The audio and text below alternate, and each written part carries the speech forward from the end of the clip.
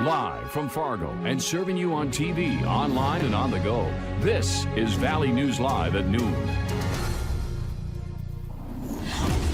We start with a breaking news alert. Right now, authorities are trying to find a stolen van that was speeding down I-94 from Fargo into Moorhead. Hi, everyone, and thank you for joining us. I'm Jordan Schreier. Scanner traffic indicates the vehicle in question is a purple Plymouth minivan. License plates are 237LJZ.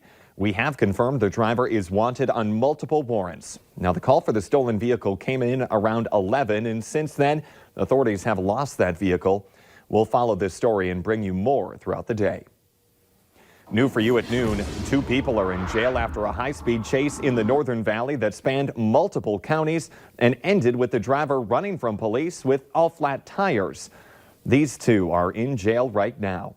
The Grand Forks Sheriff's Department says it started around 2:30 this morning in Grand Forks. Authorities tried to stop the driver, but he went on the interstate, going faster than 100 miles an hour. He then went into Trail County, where one of his tires was deflated. Then he hit the interstate again, going toward Reynolds. There, authorities deflated the rest of his tires, but that didn't stop the driver. He went another 7 miles on all flat tires before getting arrested. 41-year-old Justin Armstrong of Grand Forks is sitting in jail for fleeing law enforcement, reckless endangerment, and driving under revocation. A passenger, 24-year-old Miranda Falcon, was arrested on 3 outstanding warrants. We have new information this afternoon on the impeachment trial that ended with an acquittal. Right now, the president is talking to the nation about the ordeal and what it was like to go through. The president said the impeachment was brought forth by dirty cops. He also thanked many people for their support and reiterated that he didn't do anything wrong. Taking that live look outside right now, kind of more gray skies than what we've been used to, and you've maybe seen some flakes come down throughout the morning. For what we can expect for the rest of our forecast, let's head on over to Storm Team meteorologist Lisa Green. Still getting some of those snowflakes flying around in parts of the valley, and that will continue as we work our way into the afternoon. A look at the latest radar loop, you can see that these are generally drifting to the south and east here. And taking a live view at our radar, you could see a couple of pockets in places like Griggs and Steele counties in North Dakota. And then focusing in on the Ellendale area, we got a little bit of a heavier snow shower, and that's relatively speaking in that region back over to Oaks as well and down into South Dakota too. So these will continue to make their way through the valley, bringing a little bit of accumulation. I've seen on some of our sky cams a little coating of light snow in spots, and that may lead to some slick areas for you this afternoon and evening. Temperatures are mainly in the teens and 20s. Colder air already starting to move into the Devil's Lake area. So heading into the afternoon, we're looking at temperatures that are going to be in the 20s for this afternoon and then dipping back into the teens heading into tonight. So we'll talk more about that and take a look at some colder air taking over for overnight and into your Friday, and a look at the weekend ahead too coming up. Look forward to it. Thank you, Lisa. In our schemes and ripoffs this afternoon, the West Fargo Police Department is warning about a concert ticket scam going on around the area.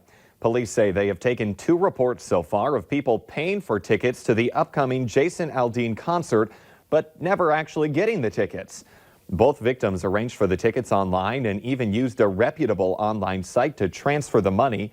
But after paying for the seats, those tickets never showed up. Police are now saying you should only use the official site from the box office to purchase any tickets for concerts or shows. If you've also fallen victim to a similar scam, you should call police. The city of Moorhead has eyes on its downtown neighborhood and is hosting another open house about plans for the future. It runs this afternoon from 4 to 6:30 in the atrium area of the Moorhead City Hall. You'll hear results of more than 700 surveys about the future of downtown Moorhead and how you can support it. A lot of people complain about parking in downtown Fargo, and you can sound off about it at a pair of public meetings this week. The first open house is today at 5 p.m. in the Fargo City Commission chambers.